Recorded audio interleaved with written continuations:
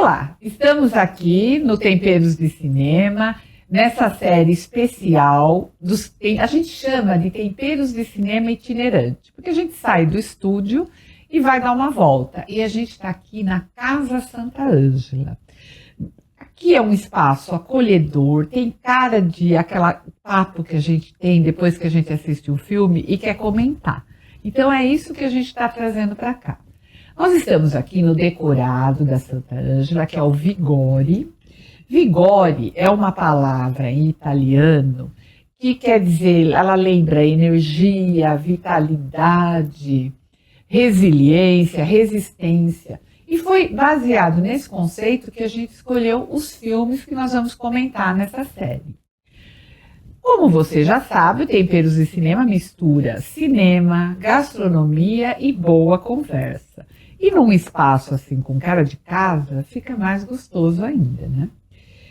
E hoje nós vamos comentar o filme A Vida é Bela. E para comentar esse filme comigo, eu tenho aqui os meus convidados especiais. Eu tenho a Natália Bocaneira, que já faz parte do Temperos de Cinema. Tem a Laura Buoro, que também é jornalista, faz conteúdos de gastronomia, também já faz parte do Temperos de Cinema. E a gente tem hoje o nosso convidado para comentar esse filme com a gente, que é o advogado Leandro Nalini e que também é um apaixonado por cinema, né, Leandro? Principalmente cinema italiano. Sejam muito bem-vindos ao Temperos de Cinema. É um prazer receber vocês aqui na Casa Santa Ângela. O filme A Vida é Bela, muita gente já deve ter assistido. É uma comédia dramática com a direção do Roberto Benigni. Então, durante a Segunda Guerra Mundial, o judeu Guido e o filho Josué são levados para um campo de concentração. Ele é separado da esposa, o menino separado da mãe. E aí o Guido vai usar toda a sua imaginação para convencer o menino de que aquilo é uma brincadeira, é um passeio diferente, né? Tentando tirar o terror e a violência da guerra. Esse é um filme que ganhou o Oscar, ele é muito conhecido, né? Ele tem aquela característica bem forte daquela comédia dramática. Então, eu quero ver aqui, começar sempre como eu começo pela Natália, né? Natália, esse filme consegue tratar uma tragédia com uma ternura e até humor. Como você enxerga esse equilíbrio no filme? Você acha que houve esse equilíbrio? É justamente isso, né? Eu acho que, na verdade, não há esse equilíbrio. O Benigni, ele vai trazer ali uma tragédia gigantesca da humanidade, né? E vai tentar imprimir humor, ele vai tentar contextualizar um romance e uma história dramática dentro do contexto de Holocausto, que é um contexto real de atrocidade e que é condenado no mundo inteiro. Quando ele imprime esse humor, eu acho que ele perde o equilíbrio, eu acho que ele perde a mão no lado humorístico, assim, porque quando você suaviza, você traz o humor para contextualizar um acontecimento tão grave, você tende a suavizar, você tende talvez a tornar aquele acontecimento mais digerível, mais leve. E eu acho que é isso que acontece. Perder talvez a importância que aquele acontecimento trouxe. Eu acho que ele acaba por fazer isso, assim, por mais que, logicamente, é um filme muito gentil com a criança, ele traz o ponto de vista infantil, né? Ele tenta, é muito bacana essa ideia do pai que quer proteger o filho desse horror todo. Mas a gente está falando de um horror que matou 6 milhões de pessoas. Então, quando você individualiza a jornada, você foca ali só nesse núcleo familiar, do romance, ali, da relação familiar, esquecendo um pouco do drama coletivo, da tragédia coletiva, eu acho que é um pouco grave, assim. É quase um desrespeito, né? Exatamente. Com certeza, existe um posicionamento de pessoas que se ofendem com o filme por conta disso. Mas a gente não nega que ele é um filme que emociona, ele traz esse pacote todo que vai fazer provavelmente você chorar, você sentir muitas coisas ali, mas eu acho que ele romantiza muita coisa, assim. Leandro, como descendente de italianos, de que forma esse filme marcou? Como você vê isso? Então, tem uma palavra em italiano que é radice. Radice é raízes. Não é? Daí, o que significa raízes nesse contexto? Não é? É essa questão de retornar ao passado, aos seus antepassados, ao que aconteceu na sua história pessoal. Né? Nesse sentido, a minha família passou por momentos difíceis também, como tantas outras, e por passar momentos difíceis, eles tiveram que buscar uma nova vida em outro lugar. Né? De certa forma, esse filme lida com essa questão de dificuldade, de como lidar com essa dificuldade. Então, eu me vejo ali. Né? É lógico, tem a paisagem, tem todo o contexto da Toscana, né? Que a gente ama, gosta muito do país. Né? E dizer o seguinte, que o próprio diretor, que é o ator do filme, que é o Roberto Benigni, ele se recorreu aos seus antepassados, ou seja, o filme é inspirado na história do pai dele, né? Um judeu italiano que foi para o campo de concentração. Então, existe muito disso no filme. Né? Nesse sentido, me permite discordar um pouquinho da questão. Eu acho que é uma linha muito tênue aí, né? Da comédia com o drama. Né? Se a gente observar, o filme tem duas partes. Eu ia falar que eu enxergo como dois. Ele fez uma introdução, né? Com mensagens sutis. Eu não sei se vocês veem. Como é que o filme começa? O filme começa ele descendo uma ladeira. É isso. Super teatral. Mas com um movimento lá defendendo o fascismo e ele pede para se afastar com aquele movimento, não é? Então, durante o filme você vê uma série de mensagens que ele tentou introduzir, né? Para depois fazer a conexão com... E eu acho que o que faz a conexão e não deixa muito tosca, vamos dizer assim, a situação, eu acho que é a trilha sonora. Eu acho que a alma do filme, 50% desse filme, para mim, na minha opinião, é a trilha sonora. Se você assistiu uma vez o filme e depois você só ouve a trilha sonora, você também lembra das cenas e se emociona, né? Então isso é o cinema italiano. E você, então, essa visão de que pode parecer, às vezes, que está minimizando o problema da guerra, você não vê dessa forma? Pelo contrário, eu acho que ele tentou passar a mensagem séria, assim, do que aconteceu, da gravidade do momento, de forma mais sutil, suave, num roteiro criado por ele, né? Eu acredito que, se você assistir mais de uma vez, talvez você entenda essas pequenas conexões. Por exemplo, tem uma hora que ele entra numa loja, ele conversa com o proprietário da loja, é o início do fascismo ali que ele retrata. O patrão diz o seguinte: olha, nós estamos vivendo momentos difíceis, não é? E repreende ele, e tem dois meninos sentados atrás, não sei se são filhos dele ou não. Quais são os nomes das crianças? Um é Adolfo e outro é Benito. Adolf Hitler e Benito Mussolini, né? Então ele introduz pequenas detalhes. Que a hora que você for entendendo todo o contexto, você vê que não ficou tão fora na minha modesta opinião. Laura, quando a gente trata assim de filme que tem baseado num fato real, num contexto histórico, eu gosto de ouvir o seu olhar de jornalista, assim, né? Como é que você viu essa obra? Eu vejo dois lados. Um, pensando nessa questão das raízes, né? Eu vejo muito, a minha família também veio da Itália, por um contexto difícil, acho que ninguém veio muito feliz, né? E eu sinto que nem o meu avô, ele sempre quis poupar muito a minha mãe, né? Óbvio que eu não tô querendo comparar nenhuma situação, mas esse poupar, então eu acho que o filme teria tudo para ser muito lindo nesse sentido, né? Desse pai querer proteger esse filho do horror de uma tragédia. Então, eu acho que existe esse lado. Acho que é um filme de 97, né?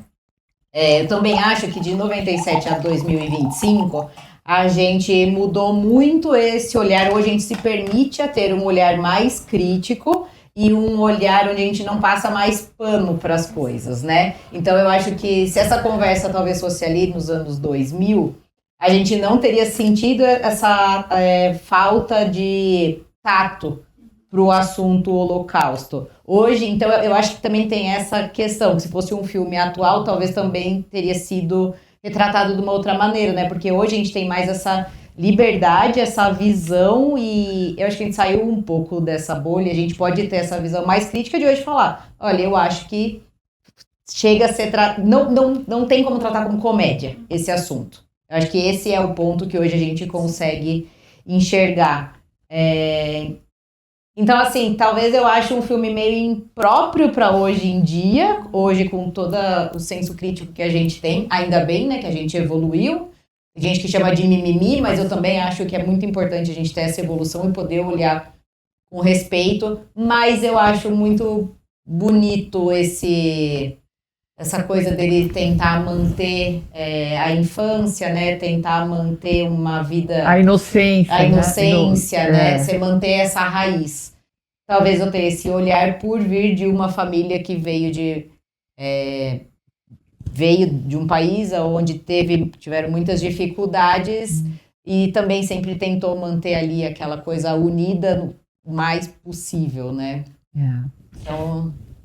Interessante. E o mais curioso é que a gente teve um filme mais recente que trouxe a mesma abordagem, que é o Jojo Rabbit. Isso. Que traz ali o personagem do Taika Waititi, que é o próprio Hitler, cômico, muito imbecil, né? E isso é um tanto perigoso, assim, porque querendo ou não, você torna essa pessoa palatável, né? Você humaniza, Exato. né? Você humaniza. Por mais que você esteja ridicularizando, porque ele está... É muito perigoso para validar discursos, enfim, para fazer discursos ressurgirem, né? Então é um cuidado que realmente o humor não é o melhor meio, né? Não cabe para essa temática. Assim. Eu sou muito mais nessa questão de querer recontar a história. Eu sou muito mais o Tarantino num filme como Bastardos Inglórios, por exemplo, né, que é uma ficção, né, ele cria uma nova história, né, mas de uma forma que não cria ele reforça o que já tem. Com a sua acidez particular. Isso que eu ia falar, ele tem uma comédia ácida, né? Não é uma comédia para você dar risada do tema. Não é doce como é a vida. Mas é gostoso de assistir. Exatamente. Né? Sim. Como que você vê o Roberto Benigni como diretor? O Benigni, ele é super clássico, né? Ele é um diretor que não vai inventar muito na direção, né? Ele não vai querer, vou dizer assim, se mostrar através da câmera, né? Então vai ser aquela coisa clássica, planos clássicos. A intenção dele, pelo menos na Vida é Bela, é construir essa atmosfera dramática para emocionar. E é isso que ele faz, assim. Então... ele constrói como se fosse uma fábula na primeira parte do filme, para depois mudar o tom, né, e dar uma acinzentada ali no campo de concentração, mas é sempre nesse tom de fábula. Eu acho que ele pesa bastante no drama, né, ele é um diretor que gosta do drama, e ele vai imprimir a comédia física, né, você percebe que ele tem inspirações em Chaplin muito, muito claras, né, pela atuação dele, pela forma como ele leva as coisas. Ele é um ator, e isso faz parte também da condução dele mesmo como diretor, que gesticula, que usa o próprio corpo, né? É uma comédia física. Então ele é esse diretor que vai trazer essas inspirações teatrais. Ele é italiano. Ele é italiano. Ele tem que se expressar pelo corpo. Leandro, que eu sei que você gosta do cinema italiano, né? De um modo geral, como que você vê a contribuição do cinema italiano para o cinema mundial? A sua opinião. Tá bom, acho que é redundante falar da importância do cinema italiano, né? Mas vamos falar o seguinte, por exemplo, por que o cinema é considerado a sétima arte? Porque um crítico italiano que fez um manifesto e disse, olha, o cinema engloba 6 outras artes. Dança, arquitetura, pintura, etc. Né? Música. Fotografia, né? Então digamos que o cinema italiano, na época do regime do fascismo, tem sempre o lado bom e o ruim. O lado bom foi que, nessa época, o cinema cresceu muito na Itália. Por quê? Porque o Benito, na época, em 33, ele criou o Festival de... 32, o Festival de Cinema de Veneza. Em 37, ele construiu os estúdios da Cinecittà em Roma, que é a Hollywood romana. Para quê? Para estimular filmes para fazer propaganda do governo. Exatamente. Então, nesse período, o cinema cresceu muito e fez com que ícones do cinema italiano se despontassem, né? Atores, diretores. Isso influenciou o mundo todo e ele influencia, né? Qualquer lugar do mundo, né? E são muitos os contextos de mundo que você tem incentivos de governo para cinema para fazer propaganda de governo. Isso em vários pontos da Europa. Isso. E sempre nos momentos mais difíceis a criatividade também aflora. Sim. Né? Sem realismo italiano pós-guerra, Isso, né? Um desdobramento. Terminada a guerra, teve uma outra lei federal que diz o seguinte: não se pode mais fazer filme italiano falando mal da Itália. E nessa época, aquele filme Ladrões de Bicicleta foi censurado. É verdade, foi mesmo. Né? Então, eles tiveram que lidar com muita adversidade. E eu acho que isso aflorou a criatividade. Né? E eu acho que o filme que estamos falando tem muito de Cine Paradiso. Eu não sei se, pelo meu pouco conhecimento, mas eu sinto, sabe assim... Porque talvez a criança como fio condutor, né? A visão da criança. Eu acho, né? Então eu acho que o Benigni se inspirou muito nessa questão envolvendo a música. Para mim, o que mais me marcou no filme é a música, sem dúvida, né? São composições belíssimas, né? E eu acho que tem tudo a ver essa questão. Aliás, a contribuição do italiano para o cinema mundial, né? A gente vai falar aí de Ennio Morricone, né? Não tem como você falar de trilha sonora sem falar dele, né? Então, realmente, né? É uma contribuição bem forte. A gente está numa cidade de colônia italiana, né? E eu tenho lá o Movie com Arte, que é aquele projeto E é incrível, toda vez que eu trago filme italiano, o público dobra, no mínimo dobra. Né? Isso é muito interessante. As né? raízes mesmo. Assim. É verdade. Laura, a gastronomia, a meu ver, aparece meio de maneira simbólica no filme. Porque tem aquele contraste dos jantares dos oficiais, os banquetes e a escassez dos campos, né? Você sentiu isso também? Como você viu isso? Eu senti isso e eu gosto muito de falar de gastronomia italiana, né? Por ser a minha base familiar, ser a minha raiz. E eu acho que eu pensei muito em falar numa focaccia italiana, que é um pão, né? Pensei por vários pontos. É um alimento que vai estar na mesa do banquete e vai estar na mesa, né, do mais humilde, sempre na Itália.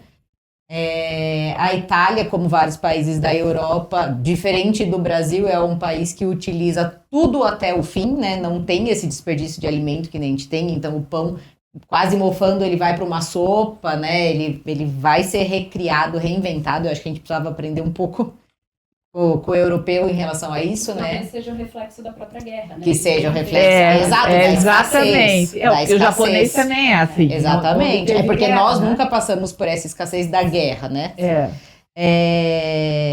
Outra coisa da focaccia, né? O pão, eu escolhi a focaccia, que é um tipo de pão, mas o pão na Itália, né? Muito reflete essa Itália calorosa, familiar, né? O compartilhar, você sempre estar à mesa. Então, pelo menos um pãozinho ali com azeite vai ter pra gente. A Itália se resume a uma mesa, né? É uma boa comida, se resume no sentido de essa reunião, essa troca. E a focaccia, ela também, apesar de ser um pão rústico e simples de ser feito, com poucos ingredientes, ela precisa de resiliência, porque ela vai precisar descansar ali por umas 15, 16 horas. Que interessante. Então foi que a gente vê muito, né, nessa situação do filme, né, essa resiliência de passar por todas as circunstâncias ali que não foram escolhas, né, foram circunstâncias da vida. Eu acho que vale a pena dizer, só desculpa interromper, que o filme se passa em Arezzo, Sim. É a região da Toscana, Sim. né? E por que foi escolhido? Porque é a província de origem do diretor Benigni, né? E é uma cidade que não faz parte, a cidade de Arezzo não faz parte do circuito turístico. Ninguém fala que vai para Roma, Veneza e tal, e ali... Firenze e não. Arezzo, Vai para Siena, que é perto. Então não é uma cidade turística. Então ali permaneceu sempre uma cultura local de gastronomia e de ingredientes locais. Eles comem muito javali ali. Legal. Olha, que interessante. Sim. É. E a focaccia que você escolheu, você vai deixar a receita então pra gente. Vou deixar a receita, uma receita minha, eu faço ela há muitos anos. E é uma receita perfeita para você receber alguém em casa. Às vezes até fazer um sanduíche com ela. Olha, Vou deixar a receita. lembrando que você que está acompanhando o programa não precisa se preocupar de anotar nada, porque a Laura vai deixar a receita lá e vai estar no blog do Temperos, vai estar no Portal JJ, em todas as redes, tá? E a parte mais gostosa agora que a gente está aqui em casa é que a gente vai degustar essa focaccia, não vai, Laura? Programa maravilhoso. Especialmente para vocês. Sério mesmo? Sério mesmo. Eu não contei ele. Não é cenográfico, então. Não é cenográfico. Olha aí, a Laura já veio preparada. Nossa, que delícia! Agora a gente vai degustar uma focaccia. Eu nem sei se é focaccia. Focaccia. Focaccia. Fiz uma versão simples, só com sal grosso e alecrim, mas a gente pode brincar com 1000 recheios, né, por cima, antes de colocar no forno. Ela sempre vai ter esses furos na massa, né, e essas marcas em cima são feitas com os dedos, porque antes a gente colocar para Você assar... lavou as mãos? Sempre. E você que está ouvindo a gente na rádio ou no podcast, entra lá no nosso canal do YouTube para ver essa focaccia, gente. Que delícia. Tá linda. Ai, Tá que muito gostosa. linda. Olha o guardanapinho, se você quiser. Faltou um vinho, Fátima. É Faltou verdade, um vinho. Leandro. Você sabe que a minha preferida é essa, com sal grosso e alecrim Simples. só. Simples.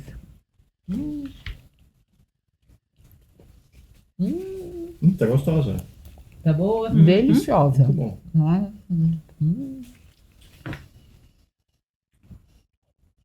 Quanto tempo para massa descansar? No total, ela fermentou 18 horas. Mais 40 minutinhos de forno.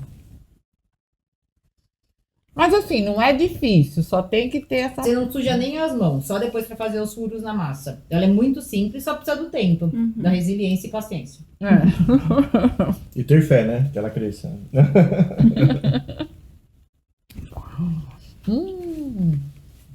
O pão é tão básico Uhum. e tão gostoso.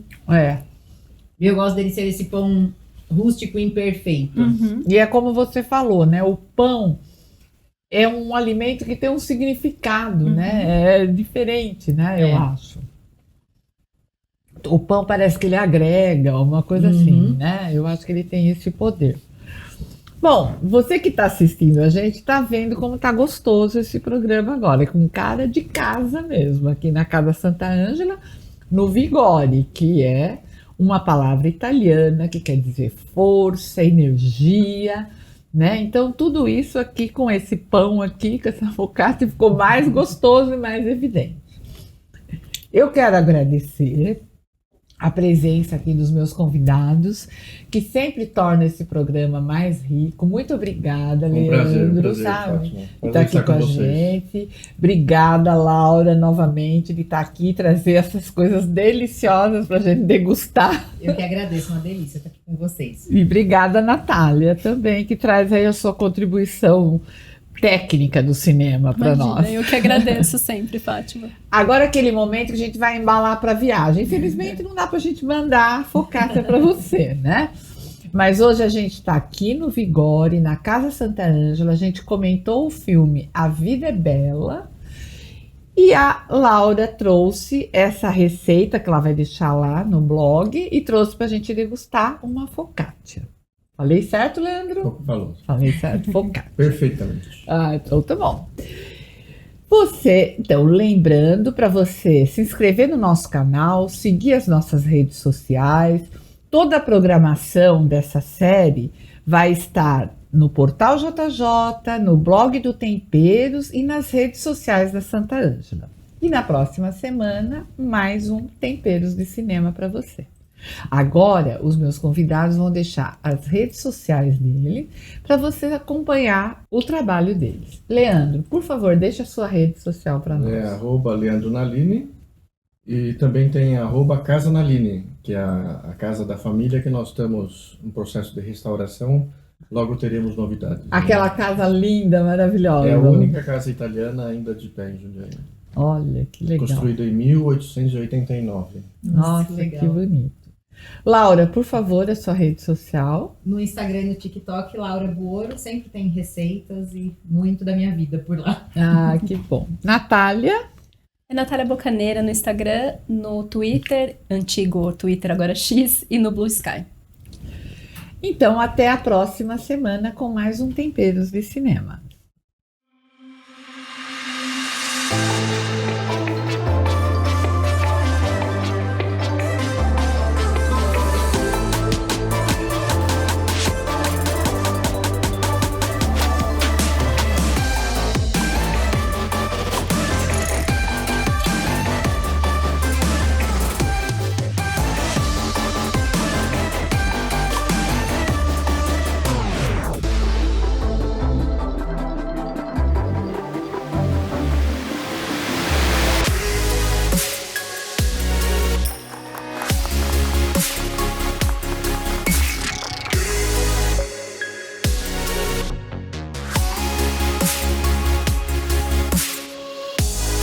A Santa Ângela abre as portas de um novo capítulo. Nós também sonhamos com um novo lar e ele chegou.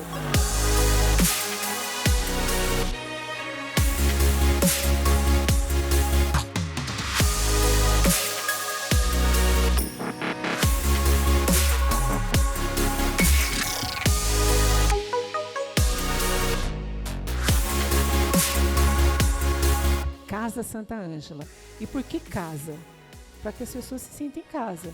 E é isso que a gente quer, a partir de agora, trazer essa proposta de transparência. Vocês estão vendo os vidros ali, as equipes nossas de administrativo, trazendo efetivamente essa aproximação com todo mundo que pisar aqui. A gente quer que aqui seja um espaço em que nós compartilhemos alegrias.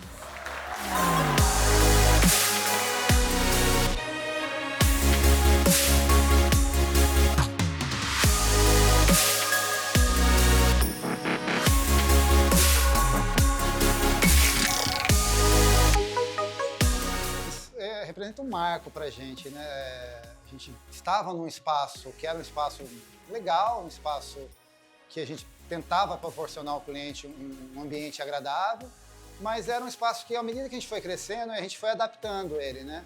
Aqui não, aqui é um projeto pensado para pensar nos nossos colaboradores, nos nossos parceiros, nos nossos clientes principalmente. Eu estou bem feliz, eu acho que a gente tem uma oportunidade de melhorar cada vez mais, né? E isso eu acho que representa um pouco disso. É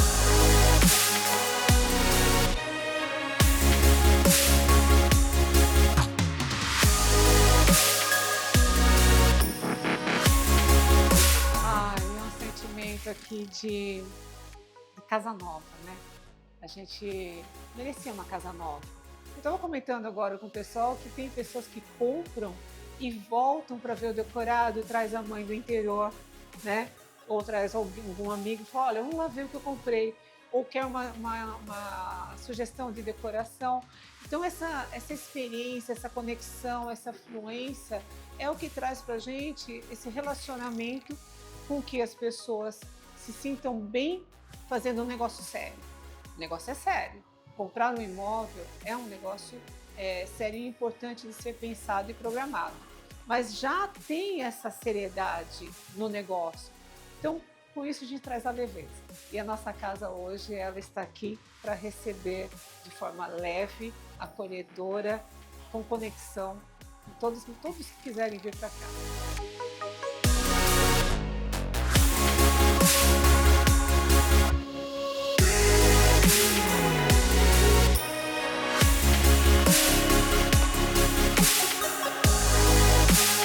Que delícia viver esse momento, que seja apenas o começo de muitas histórias que serão construídas por aqui. Casa Santa Ângela, de portas abertas para você.